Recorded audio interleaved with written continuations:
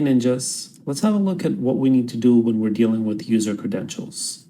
First, when we create a new user, we never want to save the user's password directly to our database. We want to hash that password first and then save the hash password to the database. That is something we're going to look at in a future lesson. The other thing we want to do is we want to give the user 2 chances to enter their password. So we ask them to enter the password and to confirm their password. We want to compare those two. If they match, we move on with our registration. In order to do that, we're going to use something called transient annotation. Any variables that have the transient annotation will be discarded when saving the object to the database. Like the variables with the transient annotation, we are not going to save this login user. We're simply going to use it to validate the information that's coming from our form.